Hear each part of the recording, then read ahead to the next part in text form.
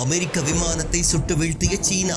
ஈரானுக்காக போரில் களமிறங்கி வேட்டை. பதறி துடிக்கும் டொனால்டு டிரம்ப். ஈரானின் தென்மேற்கு பகுதியில் கடந்த மாதம் விபத்துக்குள்ளான அமெரிக்காவின் F-15 ரக போர் விமானம் சீன தயாரிப்பான தோளில் வைத்து இயக்கக்கூடிய ஏவுகணையின் மூலம் சுட்டு வீழ்த்தப்பட்டிருக்கலாம் என புலனாய்வு அறிக்கையில் கூறப்பட்டுள்ளது. இது குறித்து NBC நியூஸ் ஊடகம் கூறுகையில், கடந்த பிப்ரவரி 28ஆம் தேதி அமெரிக்கா ஈரான் இடையே போர் மூண்ட சூழலில் சீனா மறைமுகமாக ஈரானுக்கு ராணுவ உதவிகளை வழங்கி இருக்கலாம் என்று கூறப்படுகின்றது. குறிப்பாக ரேடார்களில் சிக்காமல் பறக்கக்கூடிய ஸ்டெல்த் தொழில்நுட்பம் மற்றும் அதிதூர இலக்குகளை கண்காணிக்கும் ரேடார் அமைப்புகளை ஈரானுக்கு சீனா வழங்கியதாக நம்பப்படுகின்றது. இத்தகைய நவீன கருவிகள் மூலம் அமெரிக்காவின் F-15 ஸ்ட்ரைக் ஈகிள் போன்ற அதிநவீன போர் விமானங்களை ஈரானால் துல்லியமாக கண்காணிக்க முடிந்திருக்கலாம் என்று அமெரிக்க அதிகாரிகள் கருதுகின்றனர். இத்தகைய நவீன கருவிகள் மூலம் அமெரிக்காவின் F-15 ஸ்ட்ரைக் ஈகிள் போன்ற அதிநவீன போர் விமானங்களை